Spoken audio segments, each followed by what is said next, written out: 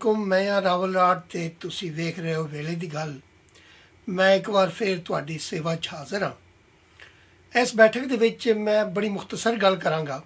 हुकूमत दे जाण दियां अलामतां मैं तुहाडे नाल शेयर करदा वां।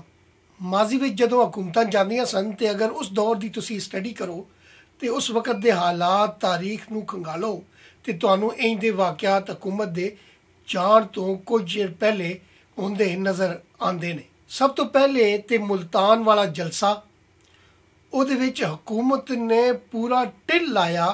पंजाब दी पुलिस ਤੇ ਨਾਲ रेंजर ਨੂੰ यानी फौज ਨੂੰ भी इस्तेमाल किया गया। पूरे पंजाब ਵਿੱਚ गिरफ्तारियां कीतियां गईयां। करोना ਦਾ प्रोपगंडा किया गया। पर ਐਨ जलसे वाले दिन जलसे तो कुछ देर पहले जलसे की इजाज़त दे दी गई और जलसा हो गया। एक तरह ਦੇ ਨਾਲ हुकूमत की रिट खत्म हो गई। दूजे बन्ने ISI ਦੇ ਦਫ਼ਤਰ ਦੇ ਵਿੱਚ इजलास ਦਾ होना और तस्वीरां ਜਿਹੜੀਆਂ ਨੇ ਜਿਹੜੀਆਂ ਬਾਹਰ ਆਈਆਂ ਨੇ ਉਹਨਾਂ ਨੂੰ ਵੇਖ ਕੇ ਤੁਸੀਂ ਉਹਨਾਂ ਦੇ ਚਿਹਰਿਆਂ ਤੋਂ ਉਹਨਾਂ ਦੀ ਬਾਡੀ ਲੈਂਗੁਏਜ ਦਾ ਅੰਦਾਜ਼ਾ ਕਰ ਸਕਦੇ ਹੋ। और सब तो अहम ਜਿਹੜਾ ਵਾਕਿਆ ਹੋਇਆ ਹੈ ਅੱਜ ਦੇ ਦਿਨ ਕਿ ਪਾਕਿस्तान सुप्रीम कोर्ट ਦੇ चीफ जस्टिस ने ਜਿਹੜਾ केस टेकअप किया है और ਉਹਦੇ ਉੱਤੇ ਜਿਹੜੇ रिमार्क्स ਦਿੱਤੇ ਨੇ। यानी अज तक PTI के खिलाफ ਜਿਹੜੇ मुकदमे हिल ही नहीं सन रहे, ਜਿਹਦੇ ਉੱਤੇ नैब भी कोई एक्शन नहीं सी लै रहा, ना कोई कोर्ट ना कोई अदालत ਉਹਦੇ ਤੇ एक्शन ਲੈਂਦੀ ਸੀ। ਸਾਰੇ केस ਜਿਹੜੇ ਨੇ ਉਹ बर्फखाने 'ਚ ਲੱਗੇ ਸਨ। पर अज सुप्रीम कोर्ट के चीफ जस्टिस ने वो केस टेकअप किया और इंज दे रिमार्क्स दिते कि ਜਿਹੜੇ बड़े अलार्मिंग ने। वो फरमाते ने पंजाब, सिंध और दीगर सूबों के मुख्तलिफ शहरों में सांस लेना मुश्किल है। हम पूरे मुल्क में मजिस्ट्रेट भिजवा कर 430 मिलियन दरख्त जो है वो लगने की तहकीकात करवाएंगे। ते नाल ही कहते ने कि बई माजरत दे नाल KP दे महकमा जंगलात दा सारा अमला चोर है। ये चीफ जस्टिस ऑफ पाकिस्तान कह रहे ने कि खैबर पख्तूनख्वा दे महकमा जंगलात दा सारा अमला चोर है। वो कहते ने कि KP दे विच जिहड़ा बिलियन सुनामी आया सी, बिलियन ट्री दा सुनामी, वो कित्थे वे। नाल ही अगे वजाहत पुछदे ने कि कितने दरख्त कहाँ लगे, तमाम तफसीलात तस्वीर समेत फराहम की जाए।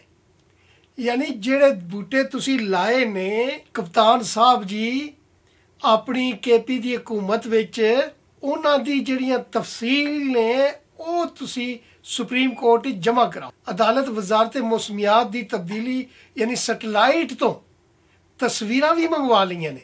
यानी कि सिर्फ उस महकमे ते उन्होंने पहले ही अदम एतमाद का इजहार कर दिता है कि वो तो कागजां दे विच ते इन्होंने मैं कहंदा 2 अरब बूटा ला छड्डिया होना है सारे KP दे विच ते पाकिस्तान दे विच।